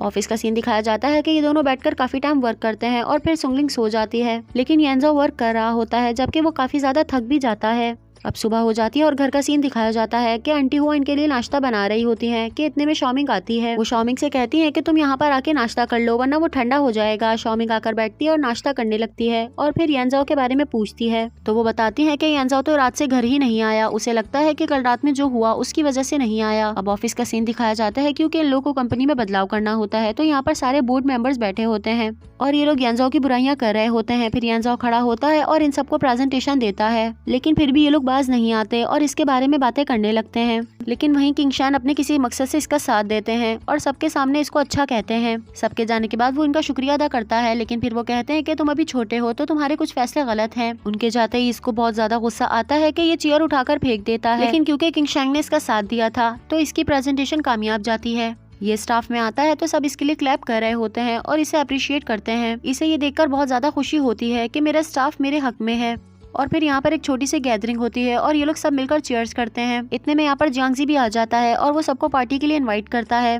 फिर वो यांगजाओ से कहता है कि मुझे शॉमिंग को भी पार्टी में बुलाना है। यांगजाओ कहता है कि वो तो हमारी कंपनी की स्टाफ नहीं है, जिस पर जियांगजी कहता है कि वो तो हमारी फैमिली का हिस्सा है। वो इनसे इनके रिलेशन के बारे में पूछता है तो यांगजाओ मना कर देता है कि अब हमारे बीच कोई भी रिलेशन नहीं है। ये दोनों बात कर रहे होते हैं कि पीछे से यांग सुंगलिंग को और सुंगलिंग यांगजाओ को देख रही होती है। अब हमें रात का सीन दिखाया जाता है कि ये दोनों बैठकर डिनर कर रहे होते हैं। तो यांगजाओ इसको पार्टी के लिए इनवाइट करता है। ये मना करती है तो यांगजाओ उसे जियांगजी का हवाला देता है। इतने में सिस्टर हुआ आ जाती हैं और वो कहती हैं कि खाना ठंडा हो रहा है और तुम आपस में बात क्यों नहीं कर रहे। मेरे पास एक आइडिया है कि तुम दोनों एक दूसरे से लड़ना शुरू हो जाओ, इससे तुम दोनों की बात हो जाएगी। आज चिल्ड्रंस डे होता है तो शॉमिंग बच्चों से मिलने आई होती है और इसे देखकर सारे बच्चे बहुत ज्यादा खुश हो जाते हैं। फिर ये बच्चों से पूछती है कि आज मैं आप लोगों को कौन सी स्टोरी सुनाऊं। तो सब बच्चे अपना अपना ओपिनियन देने लगते हैं। फिर टियांगकोंग इसे एक स्टोरी का बताता है तो सब बच्चों को वो स्टोरी सुनाने लगती है। साथ ही यांगजाओ का दिखाया जाता है कि वो सुंगलिंग के साथ बुटीक आया होता है और सुंगलिंग उसे ड्रेस पहनकर दिखाती है। फिर ये यांगजाओ से पूछती है कि ये ड्रेस आपको कैसी लग रही है, जिस पर वो कहता है कि इसमें कोई दम नहीं है। वहीं सामने एक व्हाइट कलर का गाउन टंगा होता है। सुंगलिंग उसे मंगाकर अपने पे लगाती है और उसको पूछती है तो ये उसे पसंद आती है और कहता है कि इसे पैक कर दीजिए। सुंगलिंग पूछती है कि क्या आप ये अपनी गर्लफ्रेंड के लिए ले रहे हैं, जिसपे वो कहता है कि मेरी कोई गर्लफ्रेंड नहीं है और यहाँ से चला जाता है। चिल्ड्रंस फाउंडेशन का दिखाया जाता है कि बच्चों को स्टोरी बहुत ज्यादा पसंद आती है। यांगकोंग शॉमिंग से पूछता है कि क्या आपके भी पर लगे हैं, जिसपे वो कहती है कि नहीं, मेरे पर छिन चुके हैं, लेकिन मैं कुछ टाइम बाद उन्हें वापस ले आऊंगी। ये बात इसकी डायरेक्टर प्लस दोस्त भी सुन रही होती है और उसे भी काफी सैड फील होता है। फिर ये लोग घर जाने लगती हैं तो टियांगकोंग की मॉम उसे छोड़ने आती हैं और इन दोनों का शुक्रिया भी अदा करती हैं। फिर ये लोग यहाँ से बाहर निकलने लगती हैं कि इनके बराबर से एक कार गुजरती है जिसमें एक लेडी बैठी होती है और वो शॉमिंग को देखने लगती है। फिर ये टियांगकोंग की मॉम से पूछती हैं कि वो लड़की कौन थी, तो वो बताती है कि वो शॉमिंग थी। जैसे ही वो शॉमिंग के चेहरे की तरफ देखती हैं, इन्हें वो न्यूज याद आ जाती है कि जब शॉमिंग किडनैप हुई थी। नेक्स्ट सीन में यांगजाओ के घर का दिखाया जाता है कि शॉमिंग और सिस्टर हुआ बैठी हैं और जियांगजी ने यांगजाओ की तरफ से एक गिफ्ट भेजा है। इसमें एक बहुत ही खूबसूरत से सैंडल्स होते हैं और साथ ही एक बहुत ही खूबसूरत सा व्हाइट ड्रेस भी होता है जो दिखने में बहुत ही खूबसूरत होता है और ये शॉमिंग को बहुत ज्यादा पसंद आता है। ये ड्रेस को देख रही होती है कि इतने में यांगजाओ आता है, लेकिन वो वहीं पर रुक जाता है। उसके हाथ में एक बॉक्स होता है और इस बॉक्स में वो ड्रेस होती है जो उसने सुंगलिंग के साथ खरीदी थी। लेकिन उसे जैसे ही पता चलता है कि जियांगजी ने इसे ड्रेस भेजा है तो उसे गुस्सा आता है और वो यहाँ से चला जाता है। वहीं शॉमिंग सोचती है कि अगर ये ड्रेस यांगजाओ को मुझे देनी थी तो उसने खुद क्यों नहीं दी। साथ ही उस लेडी का दिखाया जाता है जो इन लोगों को फाउंडेशन पर मिली थी। वो यांगजाओ और शॉमिंग की किडनैपिंग वाले दिन की पिक्चर्स देख रही होती हैं। फिर वो फ्लैशबैक में सोचती हैं कि जब उनकी आंटी बहुत बीमार थी। फिर वो इनका हाथ पकड़कर इनसे माफी मांगती हैं कि मैंने और मेरे हस्बैंड ने तुम्हारे साथ बहुत गलत किया। तुम्हारा बेटा जिंदा था और हमने उसे किसी को बेच दिया। वो एक सीई नाम की औरत को बेचा था जो बच्चों का बहुत ज्यादा ख्याल रखती थी। तुमने मेरा बहुत ज्यादा ख्याल रखा है और मुझे माफ कर देना कि मैं तुम्हारा ख्याल नहीं रख सकी। ये कहकर इनका इंतकाल हो जाता है और ये इनके हाथ में एक रिंग देती है जिसे देखकर लगता है कि ये वही रिंग है जो यांगजाओ ने शॉमिंग को प्रपोज करते हुए दी थी। नेक्स्ट सीन यांगजाओ के ऑफिस का दिखाया जाता है कि वो अपने ऑफिस में बैठा है कि अचानक से सुंगलिंग आती है। वो कहती है कि बॉस आप यहाँ पर क्या कर रहे हैं, मैं तो देखने आई थी कि कोई ऑफिस में कोई है तो नहीं। फिर वो कहते हैं कि मैं तो ऐसे ही बैठा हूँ, तुम यहाँ पर क्यों हो। तो ये बताती है कि मैं यहाँ पे ड्रेस लेने आई हूँ और ड्रेस लेकर फिर पार्टी में जाऊंगी। ये यहाँ से जाने लगती है तो यांगजाओ उसे रोकता है और शॉमिंग के लिए खरीदा हुआ ड्रेस इसे दे देता है। सुंगलिंग समझ जाती है कि ये वही ड्रेस है जो इन्होंने मेरे साथ खरीदा था और ये देखकर बहुत खुश होती है। उसे लगता है कि ये इन्होंने मेरे लिए ही लिया था। यांगजाओ के घर का दिखाया जाता है कि शॉमिंग से मिलने जियांगजी आता है। ये इससे पूछता है कि आज पार्टी है तो क्या तुम मेरे साथ मेरी डेट बनकर चलोगी। शॉमिंग इसकी बात का जवाब नहीं देती और इससे पूछती है कि क्या ये ड्रेस तुम मेरे लिए लाए थे, जिस पर जियांगजी हाँ कहता है। तो ये कहती है कि आइंदा मुझे यांगजाओ के नाम से कभी भी कुछ मत देना। जिस पर जियांगजी कहता है कि अगर मैं यांगजाओ का नाम ना लेता तो क्या तुम ड्रेस ले लेती, लेकिन फिर इससे वादा करता है कि मैं आइंदा ऐसा नहीं करूंगा। ये इससे कहता है कि जब से मैं बाहर से आया हूँ ये मेरी फर्स्ट पार्टी है जिसमें तुम मेरी मदद करोगी। फिर शॉमिंग मान जाती है और इसे ये तैयार होने के लिए भेज देता है। रात पार्टी का सीन दिखाया जाता है कि यांगजाओ के साथ सुंगलिंग आती है और इसके हाथ में हाथ डाली होती है और इन्हें देखकर सारे ऑफिस वाले बातें कर रहे होते हैं कि ये दोनों कपल हैं। वहीं जियांगजी भी अपनी कार में आता है और कार का गेट खोलता है। शॉमिंग जैसे ही कार से उतरने लगती है उसका पैर मुड़ता है और वो गिरने लगती है तो जियांगजी उसे बचा लेता है। वहीं यांगजाओ और सुंगलिंग भी खड़े होते हैं तो यांगजाओ पीछे मुड़कर कर इन्हें देखने लगता है, जबकि जियांगजी शॉमिंग को देखते देखते खो जाता है और कुछ देर तक उसे ही देखता रहता है। शॉमिंग की नजर जैसे ही यांगजो पे पड़ती है वो खड़ी हो जाती है। फिर सुंगलिंग जियांगजी से पूछती है कि क्या ये तुम्हारी गर्लफ्रेंड है, जिसपे वो कहता है नहीं, मेरी बचपन की दोस्त है। फिर वहीं यांगजो सुंगलिंग को इंट्रोड्यूस कराते हुए कहता है कि ये हमारी ऑफिस की कुलीग हैं और ये बहुत अच्छी हैं। सुंगलिंग शॉमिंग को देख रही होती है और उसे समझ आ रहा होता है कि शायद यांगजो इसे लाइक करता है। ये शॉमिंग की तरफ हाथ बढ़ाती है, लेकिन क्योंकि शॉमिंग इसे यांगजो के साथ देखकर सैड होती है वो इससे हाथ नहीं मिलाती। फिर इसके ड्रेस की तारीफ करती है तो सुंगलिंग बताती है कि ये मुझे यांगजो ने ही दिलाई है। फिर वो यांगजो का हाथ पकड़ती है और वहाँ से चली जाती है। यहाँ शॉमिंग ये देखकर बहुत सैड हो रही होती है तो जियांगजी उससे कहता है कि चलो हम अंदर चलते हैं। नेक्स्ट सीन पार्टी का दिखाया जाता है कि यहाँ की डेकोरेशन बहुत ही शानदार है, जिसे देखने से लगता है कि ये एक पूल साइड पार्टी है। यहाँ इनके ऑफिस का सारा स्टाफ मौजूद होता है। सुंगलिंग और यांगजो इन्हें अटेंड कर रहे होते हैं, जबकि शॉमिंग इन्हें पीछे से देख रही होती है। फिर जियांगजी इसके पास आता है और इसे ड्रिंक देता है, जिसे एक बारी में पी जाती है। वहीं यान का दिखाया जाता है कि वो एक कोने में खड़ा है और सुंगलिंग को बहुत प्यार भरी नजरों से देख रहा है, लेकिन सुंगलिंग को देख के लगता है कि उसे इसकी फीलिंग्स का पता ही नहीं। जियांगजी शॉमिंग को डांस के लिए बोलता है तो ये दोनों डांस करने लगते हैं और थोड़ी देर बाद यांगजो और सुंगलिंग भी डांस फ्लोर पर आ जाते हैं। सुंगलिंग के दिल में खुद के लिए फीलिंग्स ना देखकर यान बहुत अफसरदा होता है। यहाँ यांगजो डांस तो सुंगलिंग के साथ कर रहा होता है, लेकिन चोरी चोरी नजरों से शॉमिंग को देख रहा होता है। इसकी यह हरकतें जियांगजी को भी नजर आती हैं और वो इन्हें नोट करता है। शॉमिंग जैसे ही इन दोनों को डांस करता देखती है वो बहुत सैड हो जाती है और वहाँ से वॉशरूम की साइड पर आ जाती है। वॉशरूम में आके बहुत ज्यादा रोती है। इतने में इनकी ऑफिस कुलीग्स आ जाती हैं। वो आपस में यांगजो और सुंगलिंग के रिलेशन के बारे में बात करने लगती हैं। शॉमिंग भी ये सुन रही होती है और उसे ये सुनकर बहुत ज्यादा दुख होता है। फिर वो पार्टी में आती है और शराब पीना स्टार्ट हो जाती है। वो वहाँ रखे सारे गिलास पीने लगती है, इतना कि वो बहुत ज्यादा ही ड्रंक हो जाती है। ये एक और गिलास उठाने लगती है कि इतने में यांगजो आता है और उसका हाथ पकड़ता है और उससे पूछता है कि तुम क्या कर रही हो। तो शॉमिंग कहती है कि तुम सुंगलिंग के पास जाओ, तुम ही तो चाहते थे कि मैं पार्टी में आऊं, और अगर अब मैं आ गई हूं तो मुझे तुम सैड क्यों नजर आ रहे हो। शॉमिंग की बात सुनकर यांगजो कुछ भी नहीं कह पाता तो शॉमिंग फिर से ड्रिंक करने लगती है। तो यांगजो उसका हाथ पकड़ता है और वहाँ से ले जाता है। सुंगलिंग इन दोनों को देख रही होती है और उसे ये बात शायद अच्छी नहीं लग रही होती। वहीं यांग भी सुंगलिंग को देख रहा होता है और उसे अफसोस होता है कि सुंगलिंग को तो कुछ पता ही नहीं कि उसे मैं चाहता हूँ। यांगजो शॉमिंग को एक रूम में लाता है और उससे पूछता है कि तुम क्या कर रही हो, तुम पार्टी में सीन क्रिएट कर रही हो। साथ ही उसे जियांगजी के बारे में पूछता है तो ये कहती है कि वो मुझे शुरू से लाइक करता है और वो तुम्हारी तरह नहीं है, वो मुझे अभी तक लाइक करता है। ये सुनकर यांगजो को गुस्सा आता है और वो कहता है कि तुम फिर से कहो। तो शॉमिंग कहती है कि ये मेरा मसला है, तुम्हें मेरी फिक्र करने की कोई जरूरत नहीं। यांगजो उसके करीब आता है और उससे कहता है कि तुम क्या भूल गई हो कि तुम्हारी मॉम हॉस्पिटल में है। अगर वो तुम्हें इस तरह से देखेंगी तो उन्हें कैसा लगेगा कि उनकी इतनी अच्छी खासी बेटी आज शराबी बन गई है और पार्टी में सीन क्रिएट कर रही है। ये बात सुनकर शॉमिंग यहाँ से चली जाती है और यांगजो भी,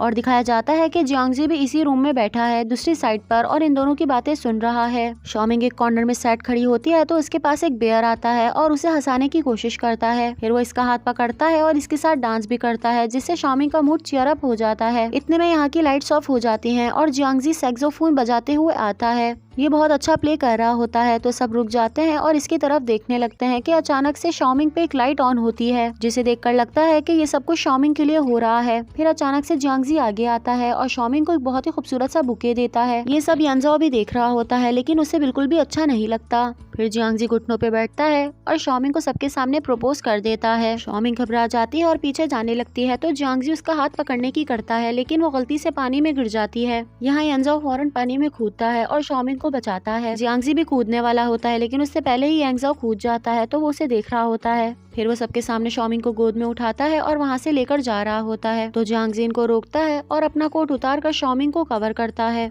अब कार का सीन दिखाया जाता है। शॉमिंग ने जियांगजी का कोट पहना होता है तो यांगजो उसका कोट उतारता है और उसे अपना कोट पहनाता है, लेकिन शॉमिंग बिल्कुल भी रिएक्ट नहीं करती। तो यांगजो उसकी तरफ देख रहा होता है और सैड फील करता है, क्योंकि पूरी स्टोरी में जहाँ पे भी बुरा हुआ है वो शॉमिंग के साथ ही हो रहा है। फिर ये दोनों घर आते हैं तो सिस्टर वुहान से पूछती हैं कि तुम्हें क्या हुआ है। तो शॉमिंग भागती हुई आती है और इनके गले रखकर रोने लगती है। यांगजो इनसे कहता है कि इसका ख्याल रखिएगा और अपने रूम में चले जाता है। तो शॉमिंग भी अपने रूम में जाती है। साथ ही दिखाया जाता है कि यान सुंगलिंग को उसके घर पर छोड़ता है। वो इसको प्रपोज करने ही वाला होता है, लेकिन फिर रुक जाता है और कहता है कि नहीं कुछ नहीं, और यहाँ से चला जाता है। इतने में किंग शान की मुलाकात सुंगलिंग से होती है और हमें पता चलता है कि ये दोनों मिले हुए हैं और वो यांगजो के सीक्रेट्स मालूम करने के लिए ही उसके साथ है। वो किंग शान को बताती है कि यांगजो की कमजोरी शॉमिंग है, जिसे सुनकर वो कहते हैं कि हम उसी पर अटैक करेंगे। अब घर का सीन दिखाया जाता है कि यांगजो अपने रूम में है और उसने जो शॉमिंग के साथ आज तक किया है उसके बारे में सोचकर सैड है। वहीं शॉमिंग के रूम का दिखाया जाता है कि वो अपनी और अपनी मदर की पिक्चर को देख रही होती है। इसे देख के वो बहुत दुखी है। ऊपर एयर कंडीशनर लगा होता है। शॉमिंग उसे तेज कर देती है और उसके नीचे खड़ी हो जाती है। वो अपना कोट भी उतार देती है और उसे बहुत ज्यादा सर्दी भी लग रही होती है, लेकिन वो वहाँ से नहीं हटती। नेक्स्ट सीन जियांगजी का दिखाया जाता है कि वो पूल साइड पर ही होता है और बहुत सैड होता है कि शॉमिंग ने उसको रिजेक्ट कर दिया।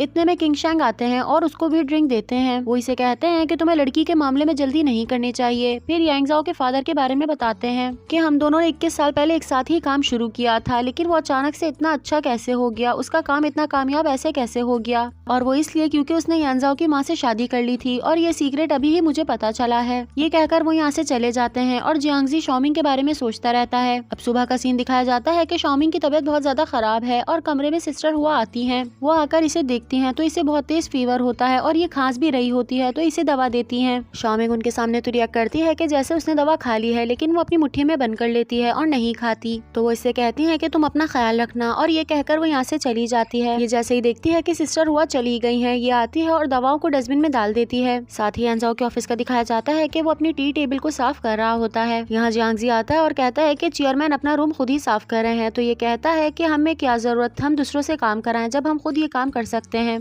फिर जियांगजी कहता है कि कल मेरी वजह से शॉमिंग को इतना सब कुछ सहना पड़ा, वो अब कैसी है, मैं उससे मिलकर सॉरी कहना चाहता हूँ। जिस पर यांगजाओ कहता है कि वो बिल्कुल ठीक है। जिस पर जियांगजी कहता है कि अब तुम दोनों का रिलेशन नहीं है और पहले तो मैं बहुत नासमझ था, इसलिए मैंने कुछ नहीं कहा, लेकिन अब मैं उसे नहीं जाने दूंगा क्योंकि मैं उसे कॉलेज लाइफ से चाहता हूँ, लेकिन उसने मेरी बात का कभी भी यकीन नहीं किया, लेकिन अब मैं चाहूंगा कि वो मेरी बात का यकीन करे। तो यांगजाओ कहता है कि ये तो उस पर डिपेंड करता है कि वो हाँ कहती भी है या नहीं। फिर जियांगजी जाने लगता है तो उसे रोककर कहता है कि आओ हम टॉपिक को चेंज करते हैं और प्रोजेक्ट के बारे में बात करते हैं। ये लोग प्रोजेक्ट के बारे में बात कर रहे होते हैं कि अचानक से यैन आता है। उसके हाथ में एक फाइल होती है और वो कहता है कि ये बहुत ज्यादा अर्जेंट है। यांगजाओ जैसे इस फाइल को देखता है वो हैरान हो जाता है क्योंकि इसमें काफी सारी मिस्टेक्स होती हैं। फिर यांगजाओ के पूछने पे वो इसे ये भी बताता है कि ये सब तब का है जब आपके फादर जिंदा थे और इसके बारे में सिर्फ उन्हें ही पता था और अब इस बात को किंगशान ही संभाल सकते हैं। तो वो फौरन से कार में बैठता है और किंगशान से मिलने जा रहा होता है कि अचानक से उसके पास कॉल आती है कि शॉमिंग की तबीयत बहुत ज्यादा खराब है। ये सुनकर वो बहुत परेशान हो जाता है और घर आता है। सिस्टर हुआ उसे बताती है कि वो तो अपनी मेडिसिन भी ले रही है, लेकिन उसका बुखार ही नहीं उतर रहा। यांगजाओ आके इसके रूम में देखता है तो ये काफी बीमार लगती है और इसे बहुत ज्यादा तेज फीवर हो रहा होता है। उसका फीवर चेक कर रहा होता है कि शॉमिंग उधर हो जाती है। यांगजाओ को कुछ अजीब सा लगता है और वो डस्टबिन में जाकर देखता है तो सारी मेडिसिन यहाँ पड़ी होती हैं। वो शॉमिंग से कहता है कि तुम बड़ी हो चुकी हो और अब बच्चों वाली हरकतें मत करो। फिर शॉमिंग को जबरदस्ती गोद में उठाता है और उसे हॉस्पिटल लेकर जाता है। नेक्स्ट सीन हॉस्पिटल का दिखाया जाता है कि यहाँ पर उसका फ्रेंड बैठा होता है और शॉमिंग का चेकअप करता है। यांगजाओ के पूछने पे वो बताता है कि इसके लंग्स में इन्फेक्शन है,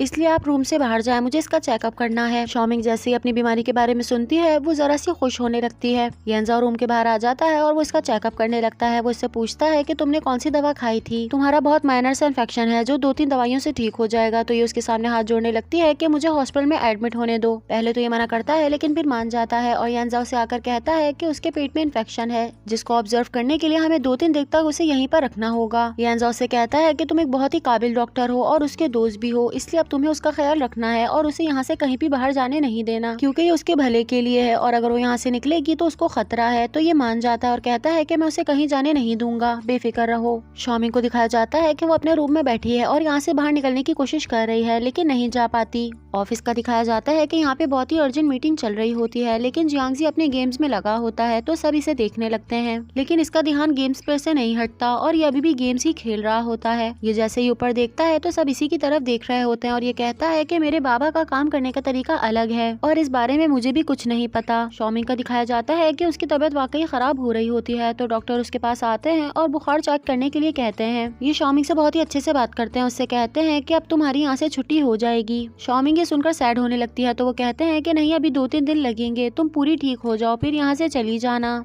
ये दोनों बात कर रहे होते हैं कि इतने में जियांगजी की डायरेक्टर आ जाते हैं और वो डॉक्टर को देखकर हैरान रह जाती हैं क्योंकि ये बहुत हैंडसम है। वो इन्हें देखते हैं और शॉमिंग से मिलने के लिए मना करते हैं, लेकिन शॉमिंग उन्हें मिन्नतें करने लगती है और कहती है कि हम सिर्फ 10 मिनट के लिए मिलेंगे। तो ये मान जाते हैं। फिर ये शॉमिंग से बात करने लगती है और कहती है कि तुम्हें एक अर्जेंट चीज दिखानी है।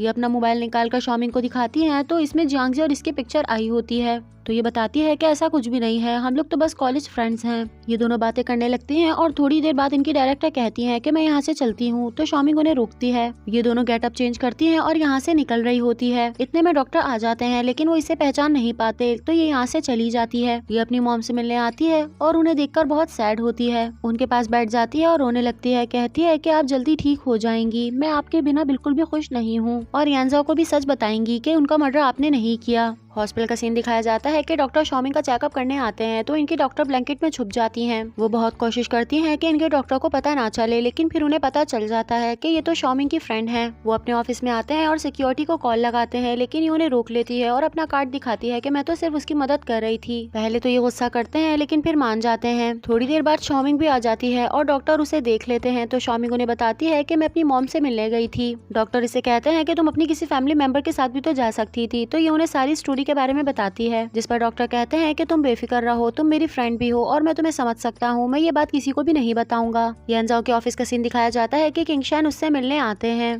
ये दोनों साथ बैठकर चाय पीते हैं और फिर इधर उधर की बातें करने लगते हैं। तो किंगशान अभी रिसेंटली कंपनी में हुई प्रॉब्लम के बारे में बात करते हैं और कहते हैं कि मैं तुम्हारी मदद कर सकता हूँ, लेकिन एक शर्त पर, क्योंकि तुम लाइक और समझदार हो, तो तुम्हें मेरे बेटे के साथ उस प्रोजेक्ट पे काम करना होगा। बस मैं चाहता हूँ कि मेरा बेटा भी खुद सीख जाए। नेक्स्ट सीन हॉस्पिटल का दिखाया जाता है कि जियांगजी शॉमिंग से मिलने आता है और उसके लिए एक बुके भी लाता है जो दिखने में बहुत ही खूबसूरत है। उस दिन के वाकये के लिए इससे माफी मांगता है और वो इससे पूछता है कि तुम्हारा आंसर क्या है, तुमने अभी तक मुझे आंसर नहीं दिया। शॉमिंग इनडायरेक्टली उसे मना करते हुए कहती है कि हम दोनों अच्छे फ्रेंड्स भी तो हैं, हम वहीं नहीं रह सकते क्या। ये सुनकर जियांगजी यहाँ से जाने लगता है, तो शॉमिंग उसका हाथ पकड़ लेती है और उसे शुक्रिया अदा करती है। इतने में यांगजाओ यहाँ पर आ जाता है, तो शॉमिंग फौरन से उसका हाथ छोड़ देती है।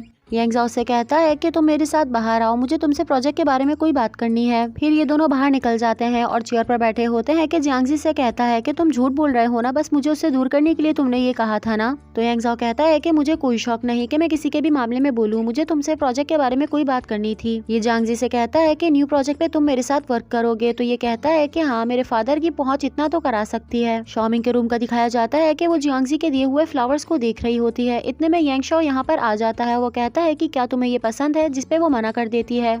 तो यांगजाओ कहता है कि मैं जियांगजी की बात कर रहा हूँ, जिसपे वो कहती है कि अभी भी मेरा जवाब यही है। तो शॉमिंग इसे कहती है कि मुझे मॉम की बहुत याद आ रही है, हम दोनों उससे मिलने चलते हैं। तो ये फौरन से मना कर देता है और कहता है कि हम दोनों घर चलते हैं, वैसे भी तुम्हारी तबीयत अब ठीक हो गई है। शॉमिंग इसे कहती है कि मैं जैसे भी हूँ खुश हूँ, तुम्हें मेरी बिल्कुल भी परवाह करने की जरूरत नहीं है। ये कहकर वो ब्लैंकेट के अंदर हो जाती है, तो यांगजाओ उसका ब्लैंकेट हटाने लगता है। इतने में डॉक्टर यहाँ पे आ जाते हैं और वो कहते हैं कि तुम्हें क्या हुआ है। वो अंदर से रोते हुए कहती है कि आप दोनों यहाँ से चले जाएं। यांगजाओ इसका हाथ पकड़ता है और कहता है कि घर चलो। तो डॉक्टर कहते हैं कि मैं इसे ऐसे जाने नहीं दे सकता, इसकी तबीयत अभी ठीक नहीं हुई है। इन दोनों की बहस होने लगती है, लेकिन फिर यांगजाओ मान जाता है और यहाँ से चला जाता है। फिर शॉमिंग अपने डॉक्टर का बहुत बहुत शुक्रिया अदा करती है। सो गाइज, अभी तक के लिए इतना ही। आई होप आप सबको वीडियो पसंद आई होगी। अब हम मिलेंगे नेक्स्ट पार्ट में, जब तक के लिए अपना ख्याल रखिएगा। अब मुझे इजाजत दीजिए। Bye bye and thank you so much for watching.